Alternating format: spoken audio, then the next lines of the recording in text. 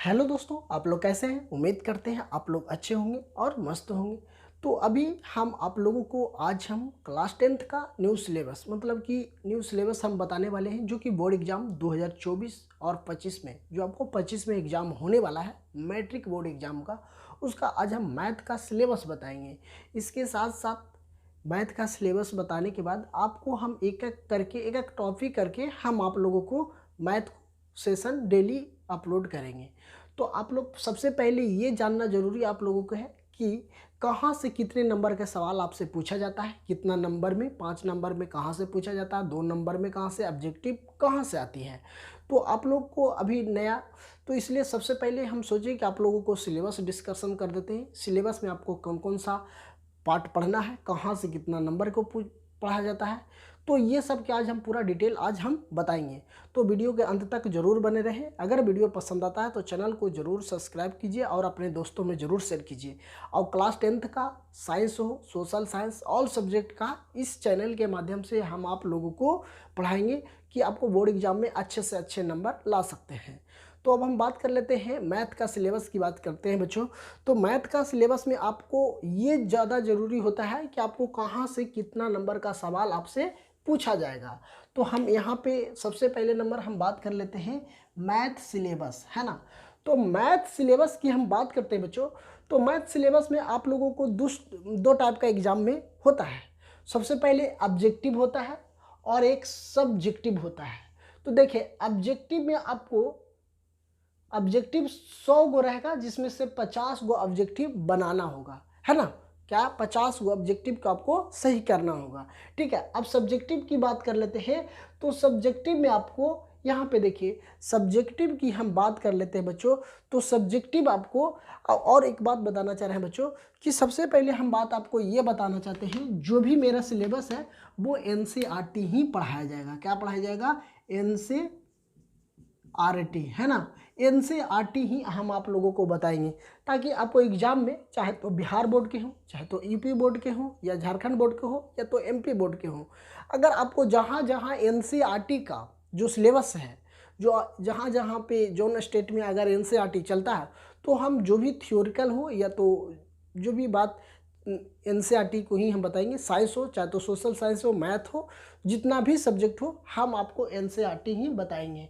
और क्लास 8 और 9 10th का भी इसमें हम सबको एनसीईआरटी ही बताते हैं। चाहे तो साइंस, सोशल साइंस की बात कर लेते हैं, ऑल सब्जेक्ट। और बात बता रहे हैं बच्चों कि जो भी एग्जाम में आपसे पूछा जाता है तो एनसीईआरटी से ही क्वेश्चन आता है। तो हम जो भी पैटर्न मेरा होगा जो एनसीईआरटी होगा, इसका न्यू सिलेबस में क्या बदलाव आया है और पूरा पैटर्न जानेंगे। इसका नोट्स की बात कर लेते हैं। तो नोट्स भी आपको दिया जाएगा। आप हमारे व्हाट्सएप ग्रुप से जुड़ जाइएगा, आपको वहाँ से भी आपका जो भी लेक्चर होगा उसका पीडीएफ भी आप लोगों को दे दिया जाएगा। तो हम बात कर लेते हैं, ठीक है बच्चों।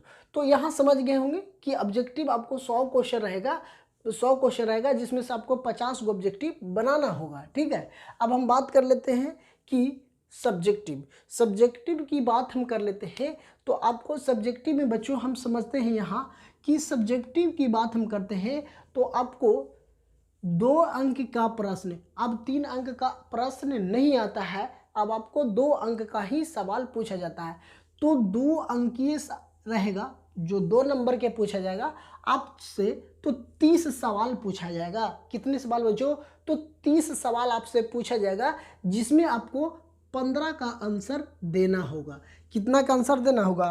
तो आपको 15 क्वेश्चन को आपको आंसर देना होगा, ठीक है। 30 क्वेश्चन दिया हुआ रहेगा, जिसमें से आप 15 क्वेश्चन को आंसर दीजिएगा।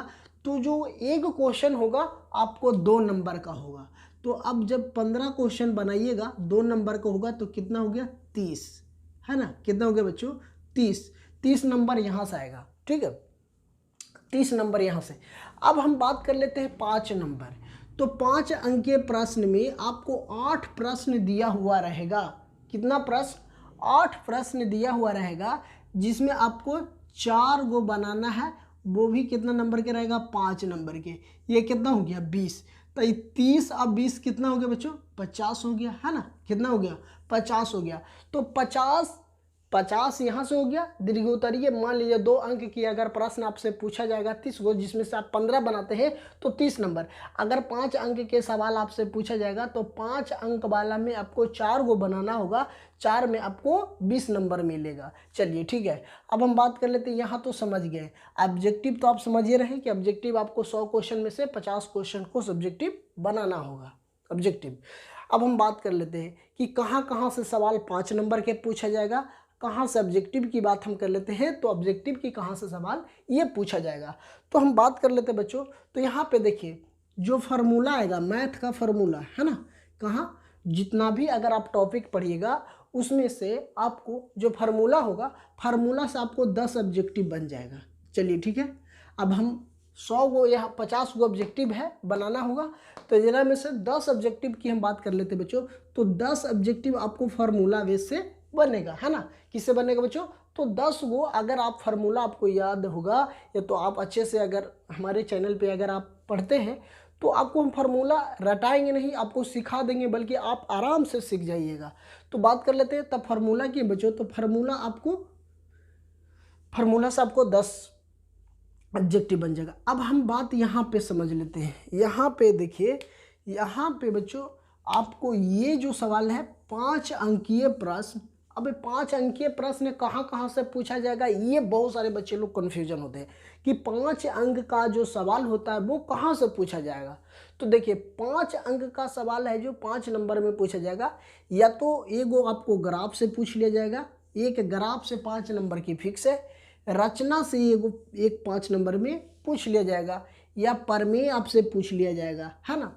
और एक तो क्वेश्चन ऊंचाई और दूरी, या तो वृत्त होगा या तो भिन्न।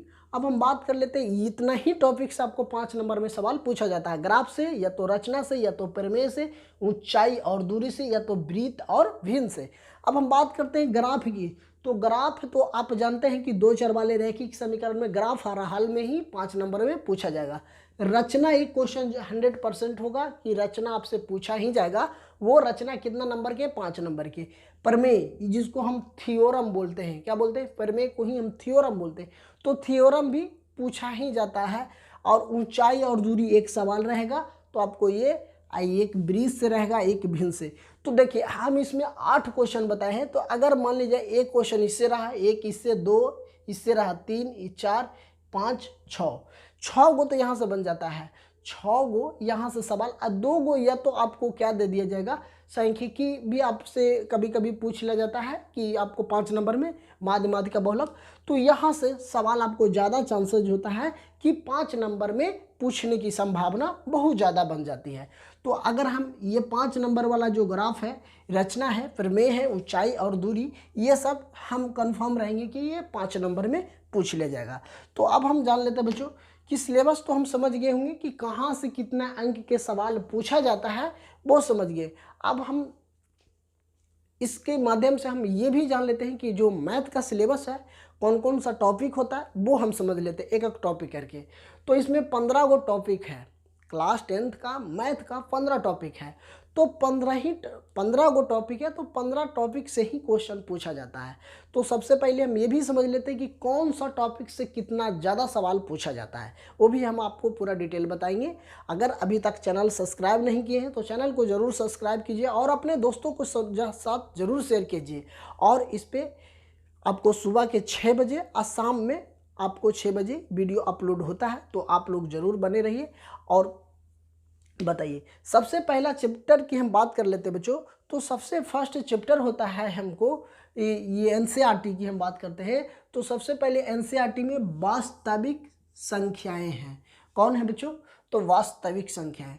तो वास्तविक संख्याएं में हमको क्या पढ़ना है, तो वास्तविक संख्याएं में हमको ये पढ़ना है कि इसको परिभाषा जानेंगे, सम संख्या, भाज्य संख्या, है ना, ये सब चीज़ हम जानेंगे, है ना, वास्तविक संख्याएं में। चलिए अब हम बात कर लेते हैं, दूसरा मेरा टॉपिक होगा बहुपद। क्या होगा, बहुपद। तो दूसरे हम टॉपिक को बात कर लेते हैं, तो बहुपद हम लोग पढ़ेंगे। क्या पढ़ेंगे, तो बहुपद पढ़ेंगे, बहुपद हम लोग पढ़ लेंगे।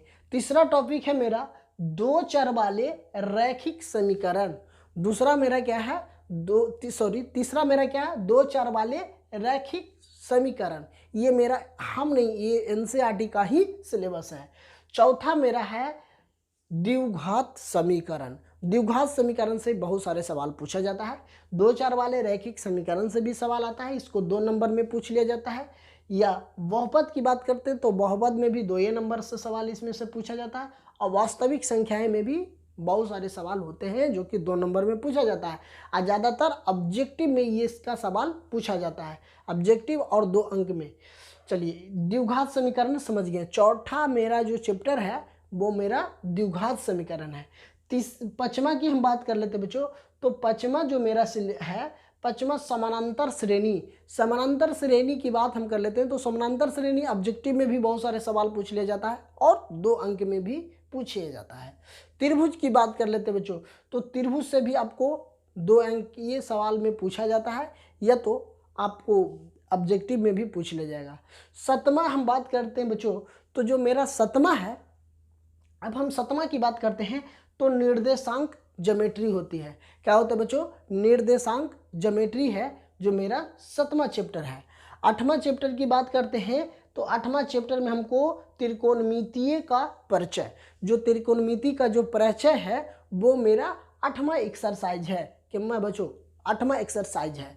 तो आप लोगों को ये सब सिलेबस समझ में आ जाएगा। सबसे पहले सिलेबस हम समझेंगे। अगर कोई भी बच्चा अगर डायरेक्टली पढ़ने लगता तो उसको कुछ नहीं समझ। सबसे पहले सिलेबस हम जानते हैं कि सिलेबस आखिर क्या है मेरा मैथ का। अगर सिलेबस हमें पता होगा तब तो हम पूरा डिटेल से पढ़ेंगे कि हमको कौन सा चैप्टर कब पढ़ना है, किसके साथ अटैच करके पढ़ेंगे कि ताकि हमको वो अगला चैप्टर समझ में आए।